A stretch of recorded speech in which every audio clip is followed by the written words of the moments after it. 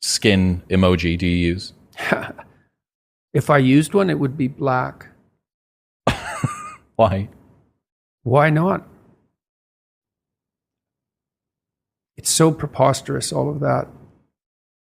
You know, everything that's happened to Rogan, all this idiocy around race, this insistence that we can be reduced to our race, our ethnicity, our sexual identity. It's so appalling and it's so destructive. And one of the reasons that I had a lot of reasons for making my political stance in relationship to Canada's compelled speech laws.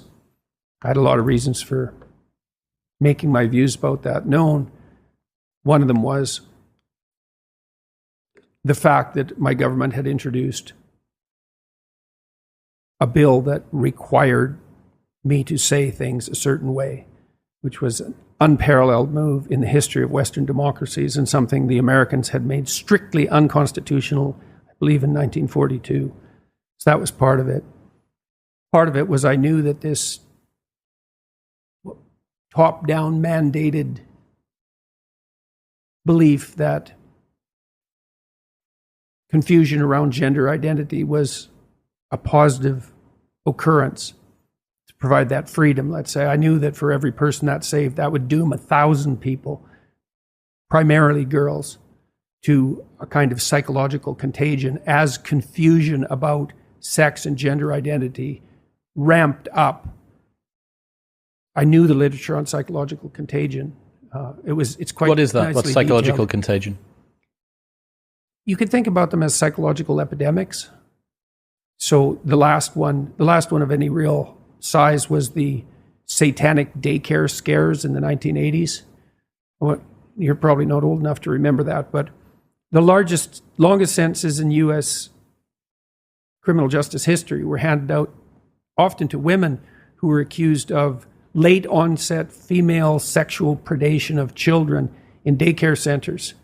The FBI invented a whole new category of perpetrator, a category that didn't exist because there are no late onset female sexual child sexual predators. They don't exist. But there were women who obtained prison sentences of several hundred years for hypothetically being involved in these satanic daycare abuse rituals. And there was it just swept across the whole country like the Salem witch trials, except at a much larger scale. There's a book called Satan's Silence that was written by a lawyer and a social worker that documents it. It's just unbelievable. There were stories about underground tunnels where children were being taken down and being, well, every possible thing you could think of was happening to them, all in the name of like satanic ritual. It was a contagion. And those things happen. It happened with cutting behaviors. It happened with eating disorders. This is almost all among girls because teenage girls are most prone to this. They called it hysteria back in Freud's time, but there's a book by a man named Henry Ellenberger called Discovery of the Unconscious that traces back psychogenic epidemics to about 300 years. And I knew that, people in adolescence, especially people of a certain personality configuration, have some trouble settling into a stable identity. And for a variety of reasons, it can be high negative emotion, which is associated with low self-esteem. Those are more or less the same thing. And then, in all likelihood, high trait openness, which is the creativity dimension. And the high trait openness people, they're the ones that are more likely to have green hair and red hair and lots of piercings and lots of tattoos and dress in a non-standard manner, let's say. That's all associated with creative behavior. And they have trouble catalyzing a single identity. And then if you throw in categorical confusion, which is exactly what you're doing when you declare that there's, an endless number of gender identities, then people who are prone to identity dissociation and to psychogenic contagion, you're going to demolish them. There is an obsession. Abigail Schreier has documented that quite nicely in her book, Irreversible Damage. And it's way more girls than boys. And it's thousands and thousands and thousands of them.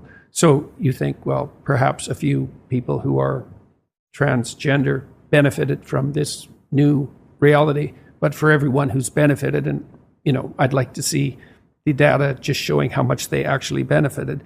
And that'll take a long time to accrue. There's 1,000 people who've been just demolished by this. So, and then what else that's basically that on the political front. I could see all that coming. I talked to the Canadian Senate about it when they put in the legislation. They didn't listen. They just thought racism, bigotry, sexism. It's like, yeah, have it your way. But, so what, all these girls that have rapid onset gender dysphoria and are disfiguring themselves and taking hormones and, wreaking havoc with themselves and their families and the broader culture. These people that were so woke and so permissive, you think they're going to have that on their conscience? They're on to something, some other noble venture. So